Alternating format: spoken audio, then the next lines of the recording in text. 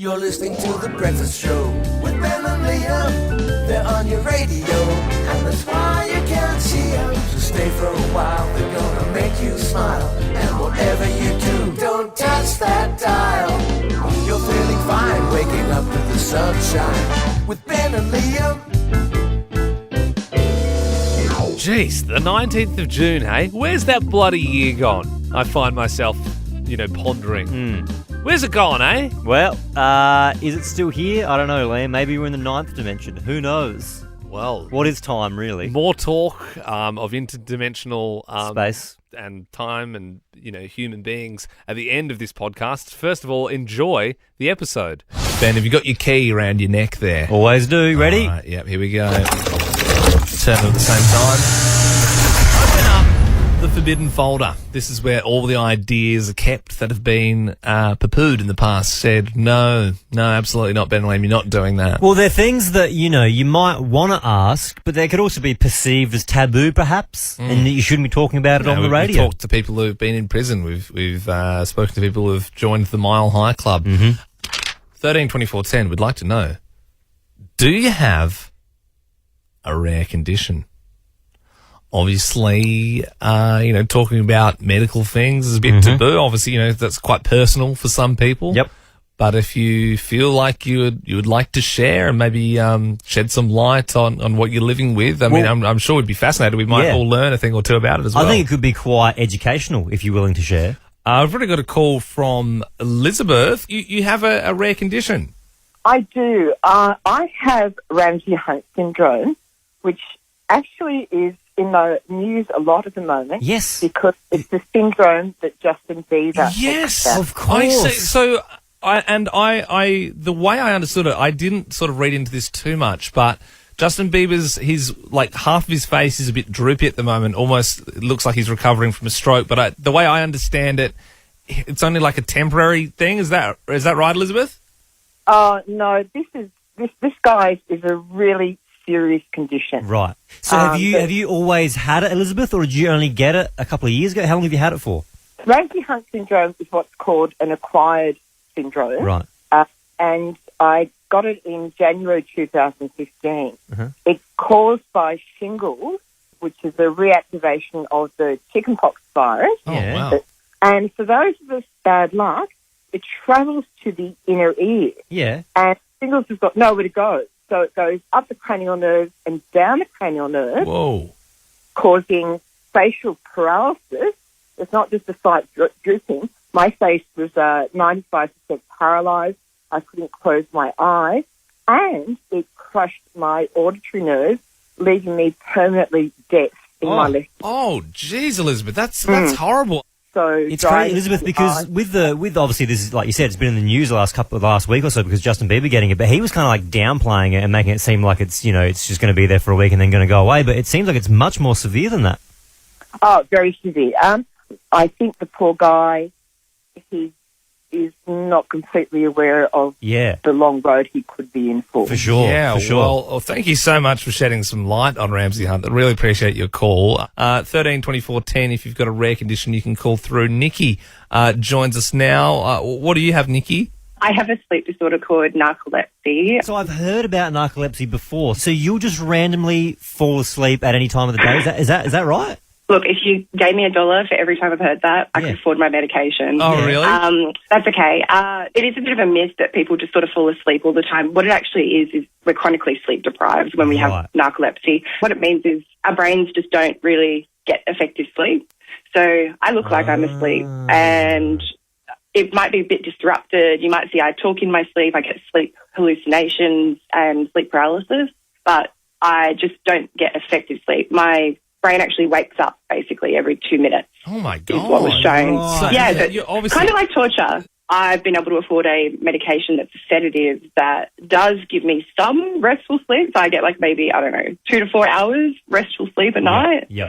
But that's that incredibly expensive medication that I was talking about. Otherwise, we don't just fall asleep in random places. So, Nikki, you mentioned the super expensive medication there and stuff like that. Like, is there a cure for narcolepsy?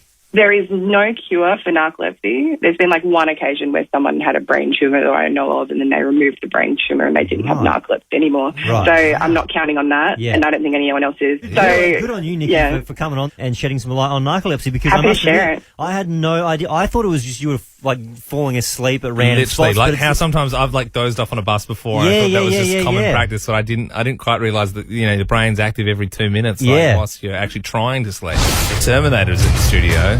Ben is wearing Arnold Schwarzenegger glasses from the 1980s smash hit film. You're claiming they're medical? Yes, well, not claiming they're medical, they are medical. So all my life, I've needed glasses. Teachers always told me in school, because I was always squinting at the whiteboard, I need glasses. I put it off for as long as I could. When I was 18, especially being on the dairy farm, I needed to get them because I couldn't read the cow's ear tags, and you need to put it into the machine sometimes. Right. So I had to finally bite the bullet, wear glasses, and then as I get older, my eyes have gotten worse and worse and worse. And then I think, as of yesterday, my eyes were at like a -4 and a -4.5. What's the worst you can get? I've asked that to an optometrist once, and they said they once had a patient that was 20. Which is like obviously -20 or so because 20/20 vision's like the perfect. So like the weaker your eyes are, the stronger your script needs to be. I see. And the stronger your script is, the thicker they are. Yeah, so they you get some real thick ones. They said that the 20 was so thick they had to get custom made rims to hold the lens. Yeah, I got custom rims. Not the kind that you think, though. Not the kind that you think. So I've always needed glasses. I've worn them now for the last 8 or so years. But from a cosmetic point of view, I've always liked how they look on me. I must admit, I think they suited me. The general consensus is that you look good with glasses. Yep. But from like a practicality point of view, I hated having to actually wear them. Like I hated waking up and putting them on, and then if I was playing sport or whatever, I would struggle to play with the glasses on. I'd take them off, I'd get headaches. So I hated having to actually wear them. So what like the actual operation itself? Because I've always wondered. Yeah.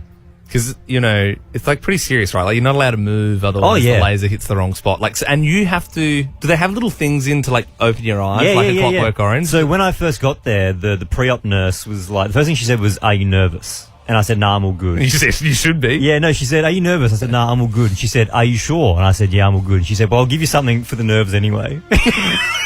Then, so they gave me the sedation medication, and then the Jason Sudeikis medication. And then I went onto the machine. So like the bed moves you to the machine. So the machine, like the laser op doesn't move. So you get laid onto this bed, and then they jack you up to the machine, and then it fits perfectly around your eye. And then the machine goes, "Suction on." And then your eye, because it has to create a seal around your eye, I believe. So it doesn't hurt. It's totally painless, but it does create a suction around your eyeball. What? And there's a green light, and the green light flashes. He says, "Look at the green light." And then after probably 3 or 4 seconds, the light slowly fades. I believe that's probably when the lasers start to kick in. Right. And then the crazy thing is, so then that's done. So after like 6 seconds, 6 done. seconds? 6 seconds and the actual laser part's done. Well, that's but then the crazy easy. thing is when you get lowered back down and you come back out from under the machine, you can't see anything. You can see like white, but it's all super blurry. And then the doctor says, "Okay, now you shouldn't be able to see anything." I said, "No, I can't." Okay. He said, "Okay." And then he gets like, I don't know what it was because I couldn't see it, but he opens your eye because they've got a clip in there to keep your eye from closing. And they start like, scraping isn't the right word, but they start doing something to the eye. And the more they do it, the more I can see. So I think they're like scraping off like the laser remnant juice. You know what I mean? Like something's on my eye that they're scraping off. That was a weird sensation. Because the eye's numb, so they numb it, so you can't feel it, but you can feel have you ever had your wisdom teeth pulled out and you can't feel the pain, but you can feel the force that they're putting on it? Well, if you haven't tuned out, and I don't think there'd be many of you, you're on Nova with Ben and Liam. That was pretty raw, but that is the reason why I'm doing a show with the Terminator.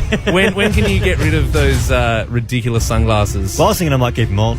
I don't think that's a good idea. Yeah. Everyone's saying I look so good with glasses. I was just thinking I was going to wear these cool sunnies. You can see a photo of them on the Ben and Liam Instagram story if you want to see just how ridiculous they are. All eyes were on Kim Kardashian at the 2022 Met Gala because she was wearing Marilyn Monroe's iconic bedazzled dress, the dress that she wore on this very night. Happy birthday to you. Happy birthday. But Liam, Kim Kardashian wearing that dress is old news. That happened weeks ago. Well, Apparently it was controversial at the time. I didn't realise that. I just thought, okay, well, obviously they've got it cleared with someone. Bob Mackie, apparently, he designed the dress and he said it's a big mistake letting Kim wear this dress and it belongs in a museum. It belongs where it can be preserved. And, it turns out that she has only just returned the dress and there's quite a lot of damage. You can see the photos online. It is missing a few jewels. It's also pretty stretched. The zip is very stretched, and I suppose that's obviously Kim's got that wagon. Yeah. And although Marilyn Monroe's a beautiful woman in her own right, she didn't have that dump truck. Yes. It was a very different time, and they weren't. That wasn't necessarily the fashion. Yep. So I remember there was footage at the time of Kim trying to zip it up. Yeah. Pretty wild that she only just returned it as well. Bit of a Neville Longborrow. Yeah, well, it was a long borrow. Yeah, that's a long borrowing's a term I brought in a couple of years ago because I still have your Crash Bandicoot game from 2016. You'd stolen it. Anyway, why don't we do this? I wish I never let them borrow it. What happened? Yeah, I'll go first. My Crash Bandicoot. Yeah, sorry. Yeah, no, to be fair, it's a good point. Because I never got it back. Yeah, that is, Hey, maybe they never gave it back to you. Maybe they tried to return it damaged and just pretended that it was always there. I wish I never let them borrow it. What happened? 13 24 10 is the number. Sam, I wish I never let them borrow it. What happened? So a few years ago, a friend of mine, and I use that term very loosely now, asked if he could borrow my swag to go on a boys' weekend. So I lent him my swag. Anyway, it turns out they had a couple too many fizzy drinks and they ran out of firewood for the fire, so he decided to throw my swag on the fire. What? Hang on. What a jerk. He lit your swag up. Yep. What a disrespectful jerk. Your Big Daddy swag. Absolutely, yeah. And he was all apologies, and said he'd pay for it and, buy me a new one, but never got around to it. What? I mean, I'm just trying to think, that wouldn't even burn that well, and everyone would just, the plastic... Yeah, it would smoulder. It's probably just, all he did is probably took 10 years off the end of everyone else's life who was sitting around that fire for half an hour. That's a couple of $100 worth of borrowing there, Sam, as well. I hate that. Tori, what happened? Hi, guys. My mom, when I was a kid, used to make me lend my stuff to people, and she lent one of my favourite books to some family friends of ours who were less fortunate. When I got it back, all of the pages were torn out, the cover was ripped, it was just absolutely trashed, and come to find out all these years later, it was actually worth quite a bit of money because it was the first published edition of Harry Potter in Australia. You're kidding. So, yeah. I think they go on eBay for $15,000, something like that. It's crazy. So pretty unfortunate, that one. Yeah. That's so bad. I hate that. Wish my father hears about this. Good one. Russell joins us now. What do you wish you'd never lent out? Hey, well, I had a large tool collection, and I was helping my dad do up a car. So all the tools he borrowed were all in his shed, and a couple of weeks later, someone broke in and decided they liked them all. Oh, stolen all the tools. So that, were you insured for them, or? No, they weren't there. No. You reckon your dad's did a dodgy? Nah, no way. I reckon he told you that story. But there was a lot of tools. It was pretty upsetting. Yeah. Maybe you put too much on race 2 Caulfield and had to sell some Nikita gear. And Liam, yesterday I was playing some mini golf. Nice, bit of a golf sesh. Yeah. While I was playing, Liam, there was a group of girls. I'd say in the early 20s, maybe in their late teens, perhaps. Checking out your skills, were they? Well, they you could tell that there was a group of girls, and you could see they were kind of looking over, and then... Jeez, he's hitting them straight. Yeah, well, so eventually one of the girls broke away from the pack, and she came over, and it's always lovely if someone, listens to the show. That's great. By all means, come over and say hello. We'd love to have a chat. And she said, "Hey, are you Ben from Ben and Liam?" And I said, "Yeah." And then she said, "No, you're not." And I said, "Okay." I'm not going to prove it to her. Then she literally said, "Prove it." Well, yeah. I mean, if you've made the assumption you've come over, I've confirmed. Yep. You've got to take that on face value. 100%. Especially because, like, it kind of puts you in a position where if you don't prove it, it kind of seems like you're not the guy. You know what I mean? Like, you sort of got to, and it's a tricky one because it's not like you're an AFL footballer where you can go, yeah, well, with the fake Ben Harvey, be able to do this and like launch a, kick a ball 50 metres. Like, you wouldn't be able to go, with the fake Ben Harvey, be able to do this and turn around and go, good morning, you're on Nova. I was like, she said to me, she's like, you kind of sound like him. I don't sound kind of like him. I am him. I am him. He. You drag her by the arm out to a bus shelter going, look at that! That is me! All right? Heavily photoshopped. Yeah, heavily. That is She's me. Like, no, his teeth are way wider than yours. There's no way. Ben, I saw not one, not two, but 3 celebs over the weekend. Hot celebs. Celebs everywhere, as far as the eye could see. I saw a singer, I saw a sports star, and I saw a Hollywood star. Wow, a bit of a trio. I know. Were they all together? No, all in separate locations at separate times. What do you want to hear about first? Well, I guess go with the big one. Go with the Hollywood A-lister. Okay, well, get this. I saw Jeffrey Rush at the train station. What is he in? The guy who played Captain Barbosa in Pirates of the Caribbean. Oh, that's pretty good. And, like, lots of stuff. He's not Australian, is he? He's Australian. He lives in Melbourne. That takes a bit of the shine off. Okay, well, when was the last time you saw someone from Pirates of the Caribbean? So, what was he doing? No, he was just walking around. He had a big scarf on, like it was pretty cold. And a pirate hat? No, I don't think he gets around that. Yeah, I support Johnny. No, he was just walking around doing his thing. I didn't stop for a chat. Okay. Do you want to hear about the singer next? Yeah, singer. I saw 2003 Australian Idol contestant Paulini at the DFO. Hot celebs. That's pretty good. Yep. Just because you're the songstress of our generation doesn't mean you're above a cheap Puma bargain. Anyway, I thought, hey, look, I've had my fill. I've seen 2 big celebs. Yep. I didn't stop for a photo, but, I was very excited. And I thought, surely my luck's run out. But no. On the plane, on the way home, I was sat next to a celebrity. Is this the athlete? This is the athlete, a really tall fella. Now, I'm not great with AFL, but I knew I'd seen the face before. I couldn't quite place him, but I was like, I know this guy's famous. I feel like I could almost have an educated guess at this. A tall AFL player, I feel like you only know one. Dean Brogan. Wasn't Dean Brogan. Wasn't Dean Brogan. No, Brogan. but would have played with Brogan. Yeah. Yeah. So I was like trying to work out who this guy was. It's kind of hard to Google tall AFL man because there is a lot of them. Yeah. And I saw the name on the ticket. Burgoyne Sean.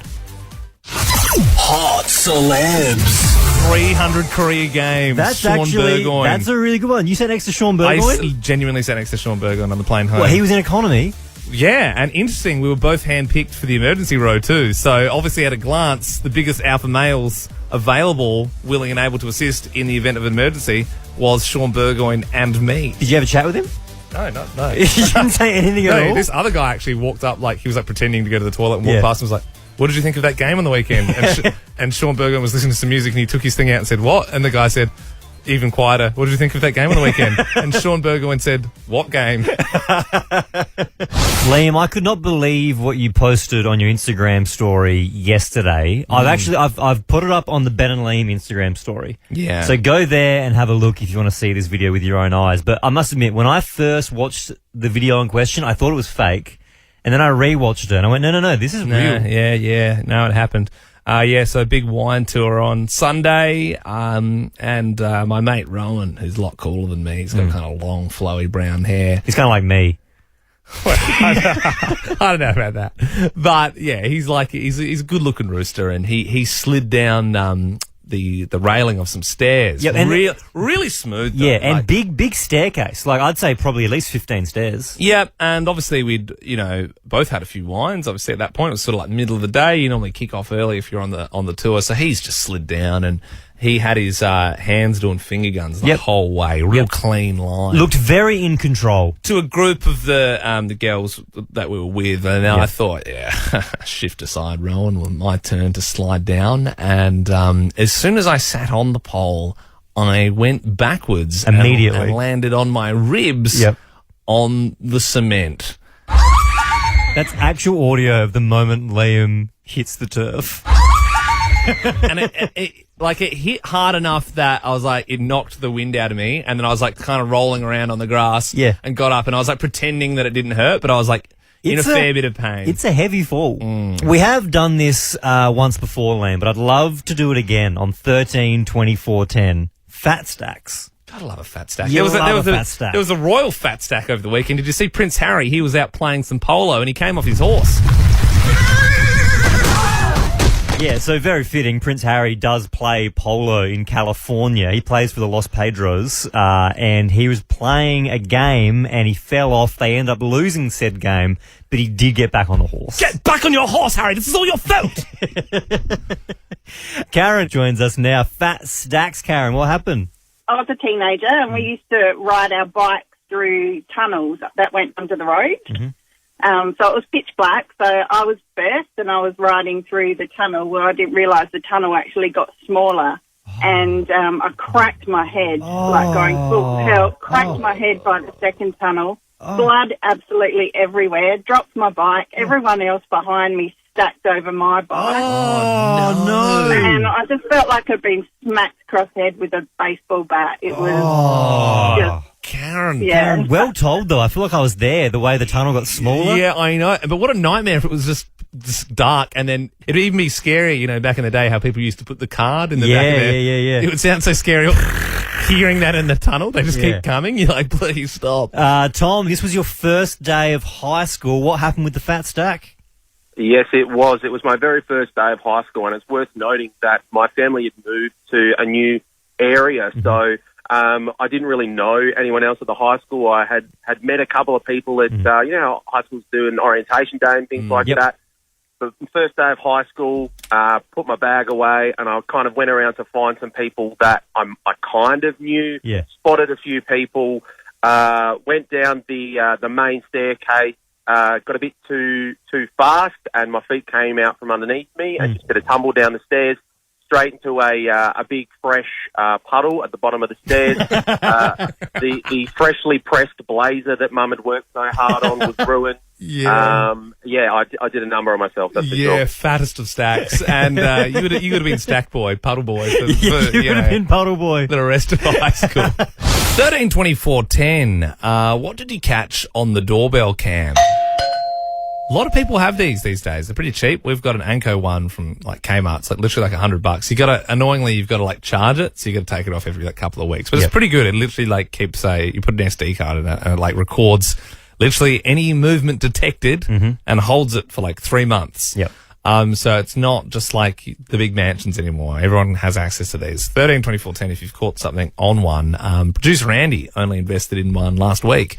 And he's glad he did, because he caught some thieves. This is pretty interesting. Yeah. So someone stole his bin.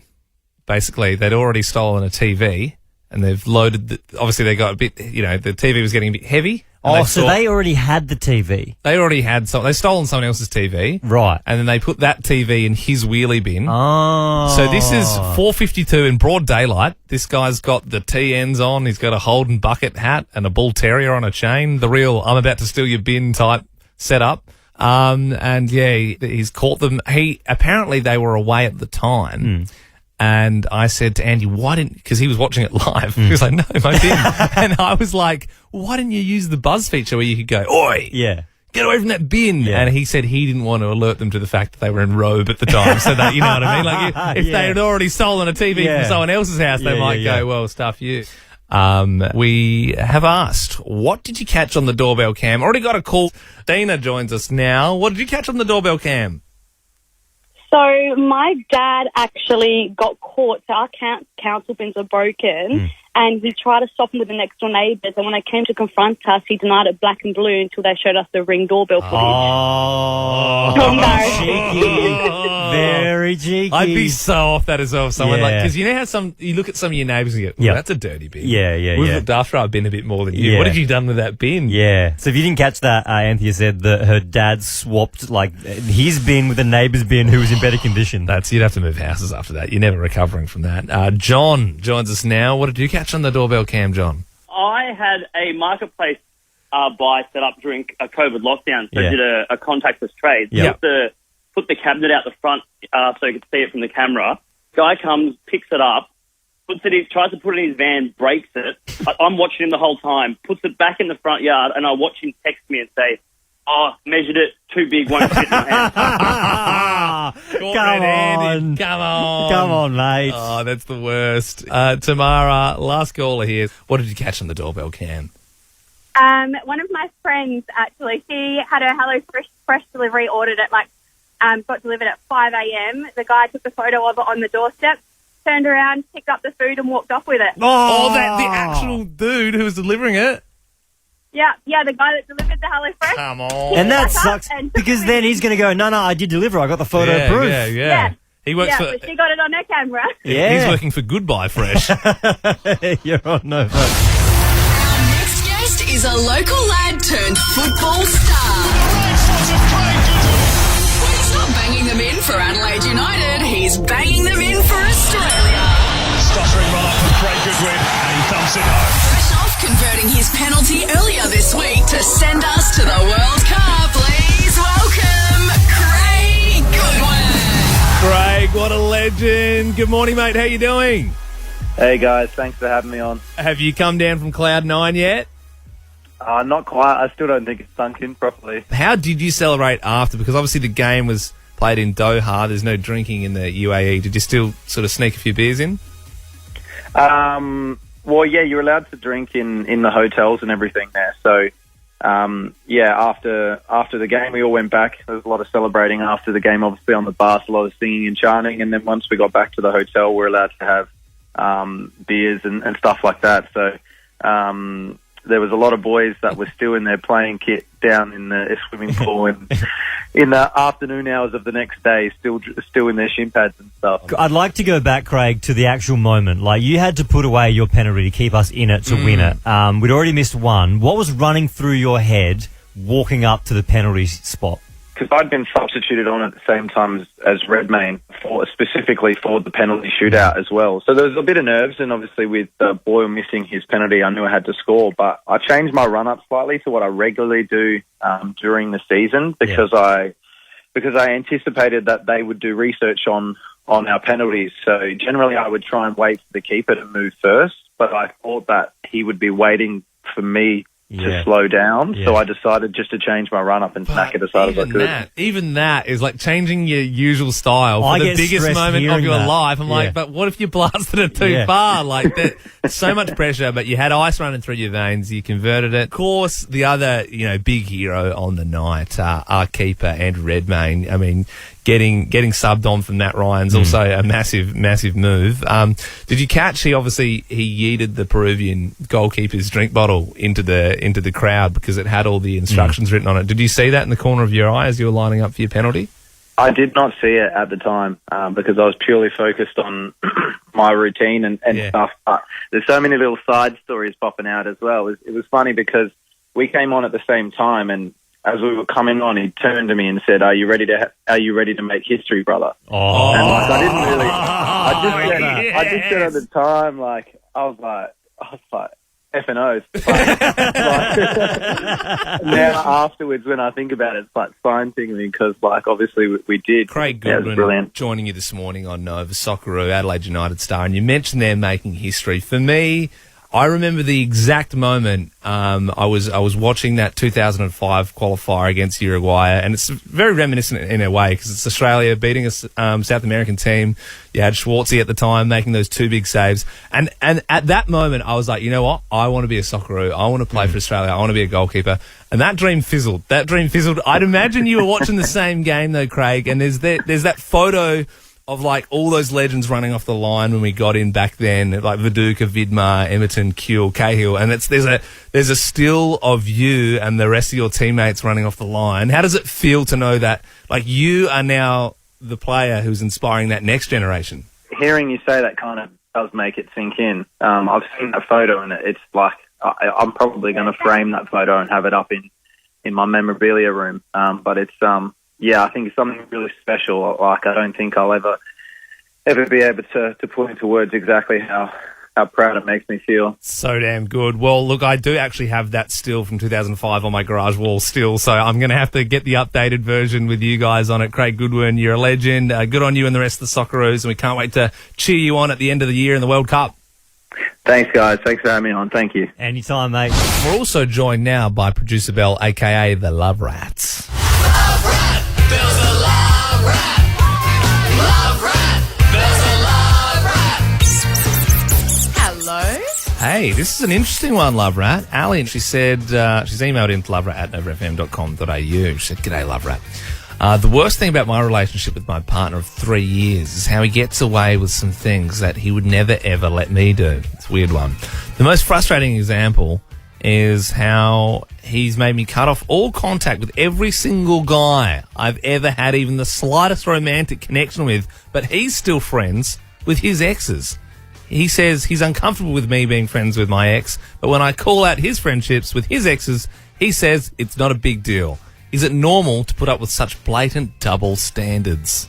I think there's just a lack of trust mostly there. He obviously doesn't trust her, but... That sounds very toxic. Sounds very in the I wrong. wasn't going to say it, but That's yeah. 100% toxic. But, I mean, he might just, he doesn't have that trust with her yet he knows that he, well, hopefully won't do anything with his. No, you can't even justify that. He's just 100% in the wrong.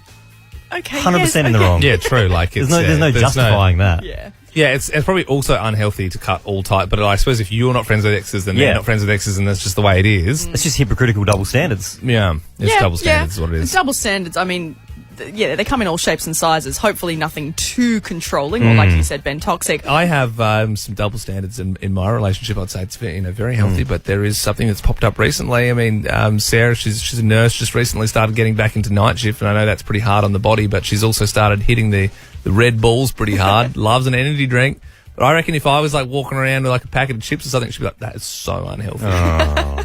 Well, yeah, here you are with your big mother, Yeah. with your Monster energy drink. That is so what are you bad going to for go her. join Nitro Circus or something? Are you? All right, well then let's do double standards in the relationship. 13 24 10 is our number. Are there double standards in yours? Tana joins us now. Tell us about the double standards. What's going on?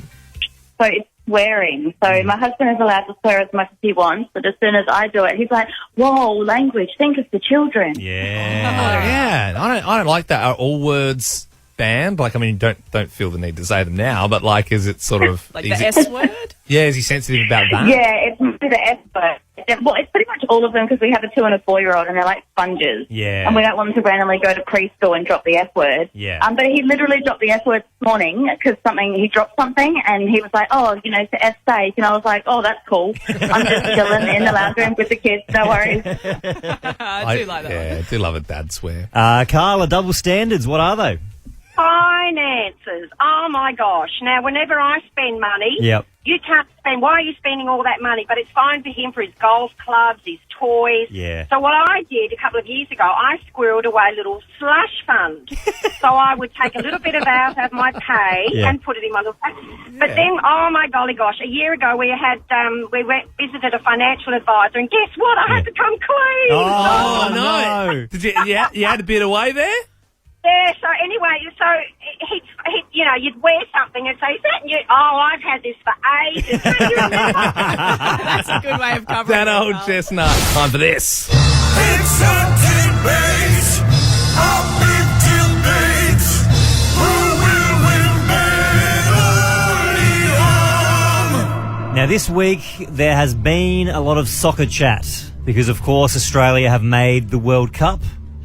Liam's very excited about this because on this show he's the soccer man. Yeah, I'm the football man, actually. It's confusing. I'd Liam, appreciate because it if you here in used the real name. Australia we call it soccer, and football is Aussie rules. You know what? People who AFL. actually play it call it football here. But bar the Socceroos thing, like, What do you mean? the people who play what you would call soccer would Yes, call it football. the minority. Majority would call it football. Yeah, well, I'd say a few billion people would disagree with that. All right, there's 30 seconds on the clock. We each have that time to prove our points. For the sake of it, we'll just say soccer versus footy is the topic of this big debate. Okay, great. I'm really keen to hear your argument. Here we go. This isn't Europe, Liam. We live in Australia, okay? We like our Vegemite salty, our beer cold, and our football's oval shaped. There's no pads, no red cards, no faking for free kicks. Cristiano Ronaldo shouldn't have 5 Balloon d'Ors. He should have 5 Tonys because his acting is that good. And AFL legend Lee Matthews shouldn't have 4 premierships. He should have 4 Victoria Crosses because he's killed that many men there out on the oval. And what's with the low scores and the draws in soccer? It's so boring. We spoke to Nicole earlier in the week who suffered from narcolepsy. Turns out she doesn't actually have it. She's just been watching the A-League. Oh! Well, I certainly hope she's not listening. Why? My goodness. I think I've rattled you a little bit. No. Yeah, there was a few questionable lines in that. I was like, oh, okay, yeah.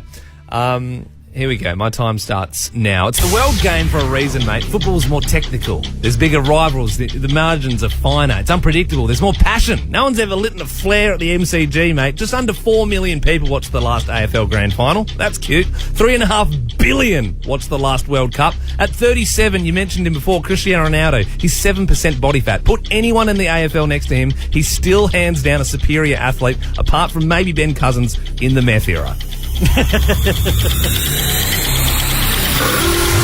That was like 22 seconds. You still had 8 seconds left.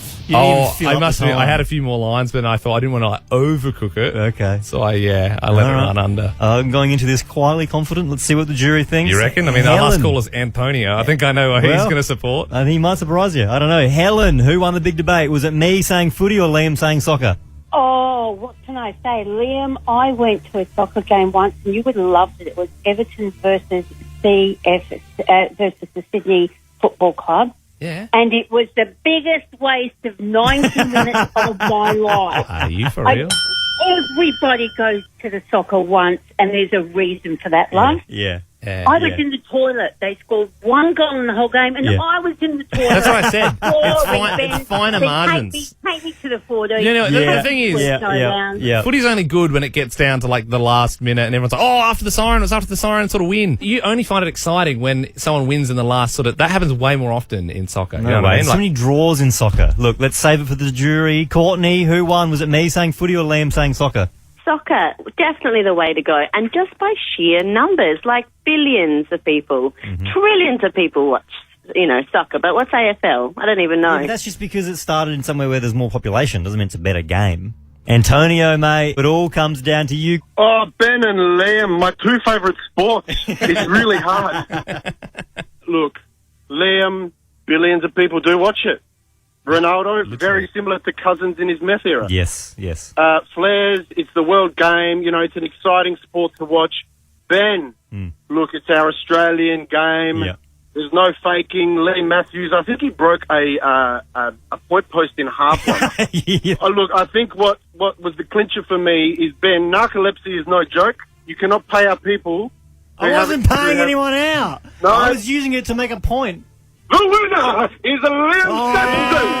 That was a big debate. We now have the winner. Unreal. Thanks for that, Antonio. Hey, if you've got a spare seat in your rumpus room, I wouldn't mind watching a few of the World Cup games with you. And that's the end. Earlier, we promised that we'd talk about time and space and different dimensions and that sort of thing. I really don't know much about that sort of stuff, really. I mean, not many people do. It's all kind of theory, really. Well, that's it, I suppose. Do you think there is more than one dimension? For sure. Well, there's at least 3. No, there's 4, isn't there? Though we know like that there's 4. What do you mean? Well, the 4th dimension is time.